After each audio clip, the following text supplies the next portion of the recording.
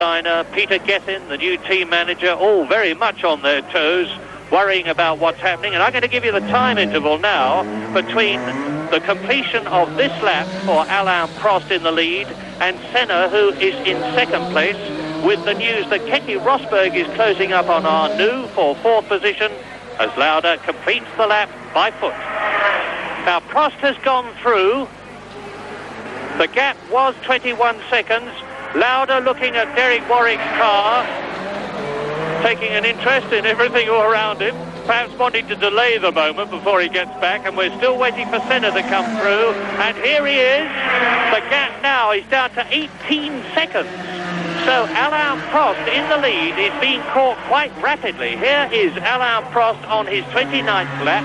Ayrton Senna has got the gap down from 31 seconds to 18 seconds. Yes, this means that at the current rate of progress, Senna, rather Prost, is going to have to find another gear, because Senna is catching him quite comfortably enough to do it well before the end of the race, with plenty of time to find a way around him. Here's the leader.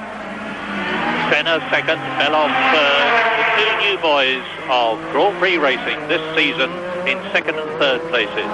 Arnoux is fourth, Rosberg is fifth, and catching Arnoux.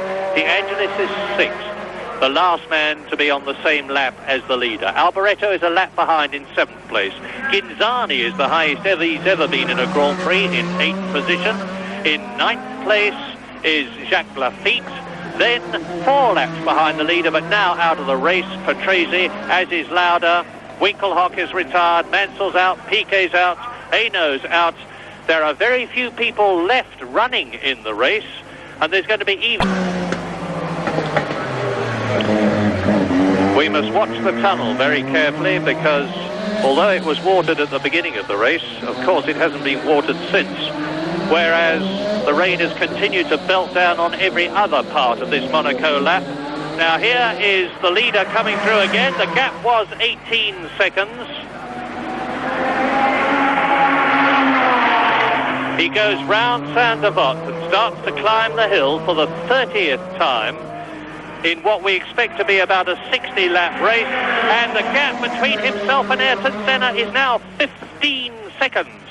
Ayrton Senna is catching this man, number 7, race leader Alain Prost, Marlboro McLaren, at the rate of 3 seconds a lap. So in 5 laps' time, if he keeps doing it, Ayrton Senna is going to be right with the race leader, with only just over half of the race run at that time.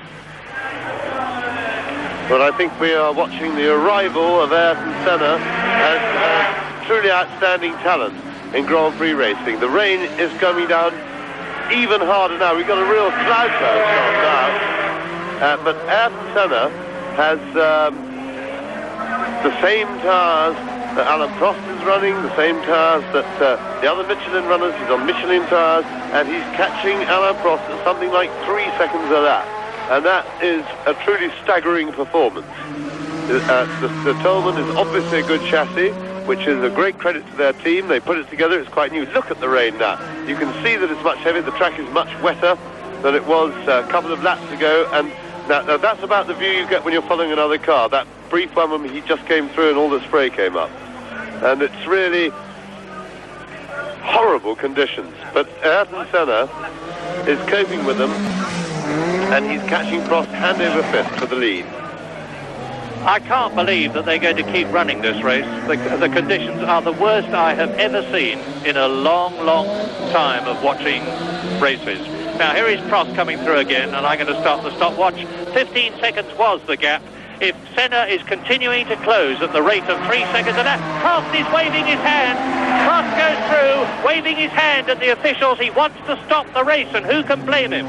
Now, I'm just waiting for Senna to come through, and the gap as Senna goes through, quite dispassionately, is down to 11 seconds. He's taken 4 seconds out of Prost's lead. Yes, Prost, with his experience, wants the race stopped, and I can't blame him for that, because I would think he'd want to have started in it. But the fact of the matter is, it's a very slow track here. There's a lot of corners, cars don't go very fast, and that aquaplaning is not normally a problem, is it? I can't, from this position sitting here, say that it is or it isn't a problem, but normally there isn't enough water on the track. It's a very hilly track, so you don't get a lot of lying water. And this is aquaplaning. There is, in fact, from a purist and a dispassionate point of view, no reason to stop the race. But a lot of engines are drowning now. Arnoux has gone past with a badly misfiring Ferrari engine, followed almost immediately by Keke Rosberg with the same trouble. And I would suspect that they are both running on only 5 cylinders. Do you not suspect, Murray, possibly that that's because they're using half throttle because the conditions have got so bad? It may be that it isn't a misfire, it's just the way they're driving the engine, possibly.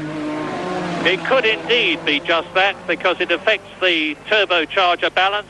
And that's Alboreto catching Prost. Now, Alboreto has in fact been lapped, and Prost is slowing right down. And Alboreto keeps going. I'm beginning to think that Prost is in some sort of trouble. Don't forget that we suspect that Niki Lauda's engine was drowned. The gap, and we are now coming up to complete the 31st lap in what we expect to be a 60-lap race if it goes the full 2 hours. Alboreto having been push-started. Once more we'll take the gap between Prost and Senna, first and second. It was 11 seconds, having come down from 15 on the previous lap. Prost waved his hand the previous lap, but not this one. And there goes Senna, and it's only 7 seconds now.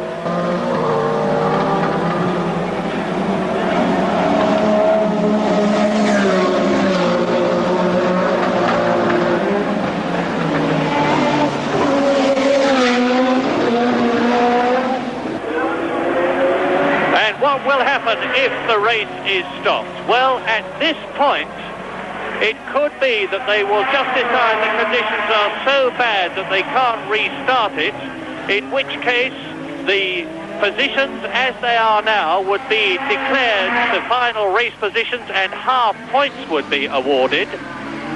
And it might conceivably mean that, as in the French Grand Prix a couple of years ago, the race will be restarted later when hopefully the conditions have improved a bit, although I can't see much likelihood of them doing so. And out is going the red flag. The race is being stopped. There's an official in front of me with a red flag. The Monaco Grand Prix is going to be stopped.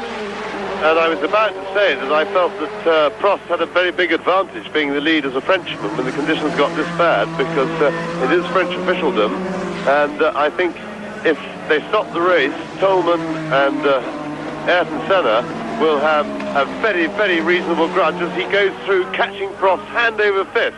And I think that this is what I would call French timing. To be as polite as possible, it does seem to me a bit wrong. And Senna could catch him, but he's got the Ferrari in the way. Well, there goes Prost into the Rascasse corner, chased by Senna in second place, just about 2 or 3 seconds behind him now. There's an official right in the middle of the road now, showing the red flag, and the checkered flag is going out. They are stopping.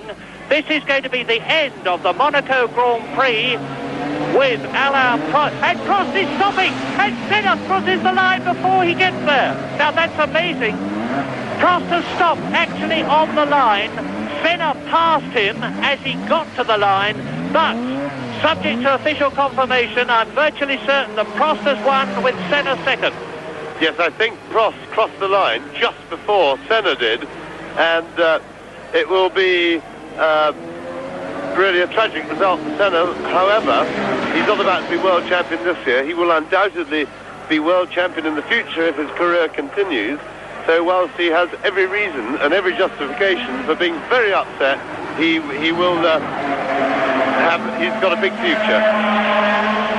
The Monaco Grand Prix having been dramatically stopped on the 32nd, at the end of the 32nd lap, and having been won by Alain Prost, who has therefore now won 3 Grand Prix and finished second in 1 this year to extend his World Championship lead. A magnificent second, the man you are looking at now, Ayrton Senna, who seems conceivably to think he has won, judging by the way he's waving his hand.